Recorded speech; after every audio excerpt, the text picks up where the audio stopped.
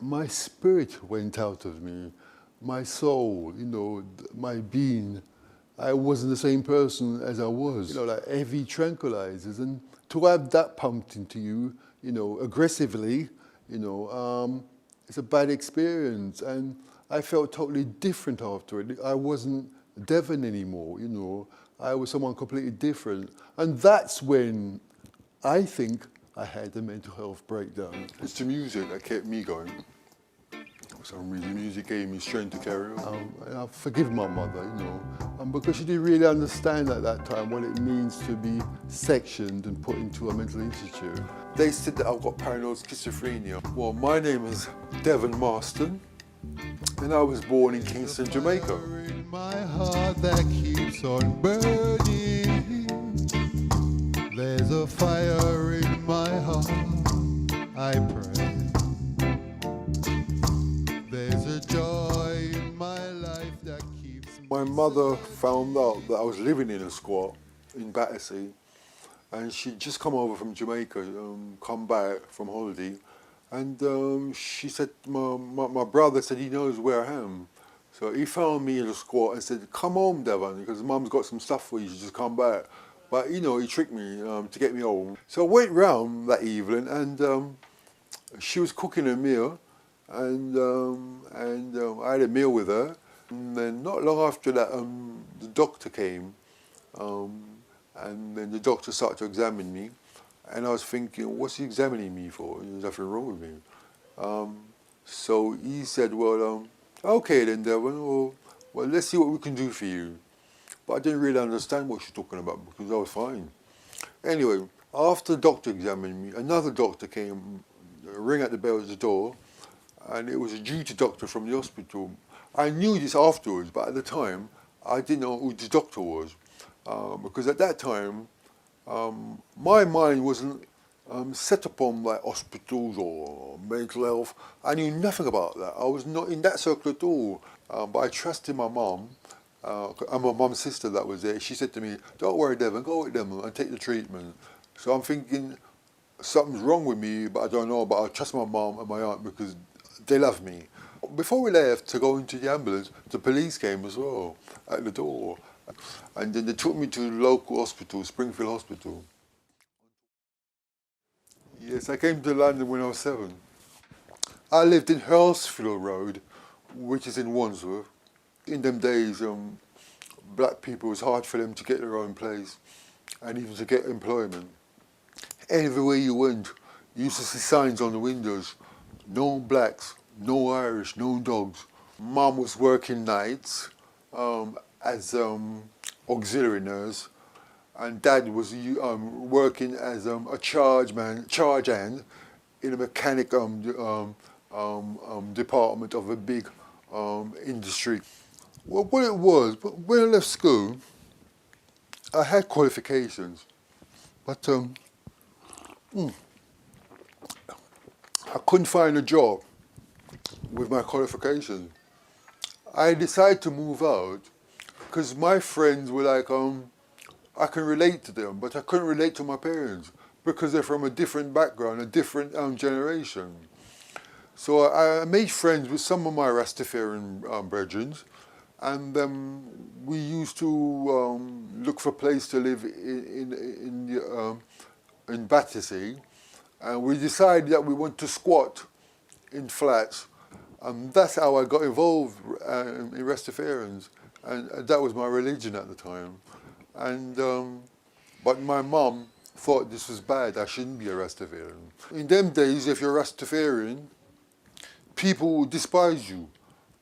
They would think it was very low of you because your hair was long and you're smoking marijuana, and people were thinking, oh, he's a madman, he's smoking. It was the music that was keeping us going in that time. The music gave us life. It gave us a purpose. It gave us something to look forward to. It strengthened us. When we listened to Bob Marley, Dennis Brown music, the words they were singing was uplifting. Because don't forget, earlier on, back when I came to this country, there's a lot of racism. But when I listened to the music when I was a Rastafarian, it told me, don't worry about that. Be strong. Build yourself up. Have confidence. Believe in God. Don't go that way. Do it this way. Do it the right way. So that music taught me and brought me up. And thank God, I'm still playing that music now.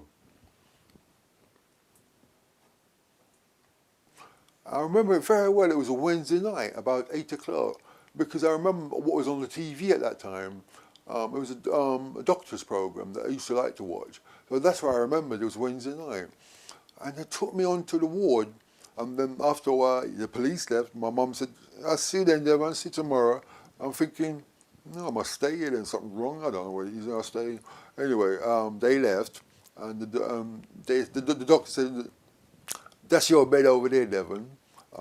Take these clothes, and that would be your bed and your cupboard's there. So I took the clothes, and then I sat on the bed.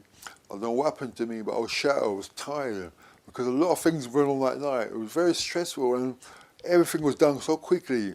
It was like I couldn't control it. I couldn't say, no, I don't want this, or no, you got it wrong. Everything was just done quickly to get me into hospital for some reason. Anyway, so I fell asleep on the bed, and then in the middle of the night, I remember waking up and seeing the night light on the ceiling of the hospital, the blue light, and it was dark, all the other lights were out. I hear people snoring, coughing. And when I looked through the window near my bed, I saw a flower garden, like a big flower garden, and the flowers were beautiful. And I'm thinking, have I died and gone to heaven? You know, the flowers were beautiful. And I'm thinking, this is a strange place. It's quiet, peaceful. And I went over to the ward office, and I saw the nurse there, just dozing off. And I said, excuse me, love, but I think you got it wrong. I'm not supposed to be, something's gone wrong, you've got the wrong person. And then she pressed the buzzer on your desk, and then all of a sudden I look back, I see 4 big white guys running down the corridor. And they were looking at me, ran down. They got me on the floor, like in a rugby tackle. And they got me on the floor, held my arm behind my back, start twisting me, get me in a lock. I'm trying to escape. And I'm thinking to myself, I've got to fight these guys. This is my life I'm fighting for. And they held me down. And then I saw when the nurse came, and she got the injection, the needle, and she jabbed it into my side. And then from that, I don't know what happened. I was out for a count. I woke up 4 days later. And after that, my life left me. I could feel my soul left me. I wasn't the same person like I was before. The feeling that I had inside of me was a different feeling. It made me feel differently. It wasn't me again. They didn't tell my parents about it either. And that day they took me to another hospital in the countryside to put things on my head to see if there's anything wrong with my brain or give me shock treatment. And then they brought me back to Springfield again the same day. And then not long after that, it gave me side effects. It made me crawl on all fours. I was on the ward on all fours. I couldn't stand up. It affected me physically. And after a while, it made me put a lot of weight on. Made my stomach big. It made my face look bloated out. It wasn't me at all. It was the powerful drugs they gave me. And I couldn't defend myself. And no one knew about it. They didn't tell my parents. But they covered it up. But in them days, there was a lot of that going on. And that's how I got into the mental health system, actually. I stayed on the ward for at least 6 or 8 months. And then after that, they discharged me to go home to stay with my parents' place. And then from my parents' place every day, I had to come back to the hospital, to the day hospital, the cottage day hospital, Springfield, to do therapy groups. And I used to meet people there with mental health problems. And these people, I never knew these people before. And the doctors used to come and say, are you all right, Devon? You feel all right today? And I'm thinking, what's he talking about? I'm fine. Nothing's wrong with me. You know. But the reason why I felt that way, it was because of that powerful drug that it gave me when I was unconscious. It changed me. In a way, it gave me mental health problems. Before that, I was all right. But after that, I was a different person. The reason why I call myself the wounded healer, because I was wounded. And I'm using those wounds to heal. Simple as that. I'm healing myself and healing other people using my own wounds, which is mental health. Because I'm a member of Sound Minds though, I use my music to help as treatment, to help myself and to help other people at Sound Minds. Because my music, when I play my music, it's quite therapeutic. and it gives me hope and strengthens me. Sound Minds is an arts charity for mental health, and we have all different arts projects within Sound Minds. We have live art. They also have Photoshop, where you can do your art on computer. We also have music technology courses and music technology sessions. We have live music. We've got like about 8 different bands. We have a rock band and a soul band, a blues band, a couple of reggae bands, and a jazz band at the moment, and a pop band.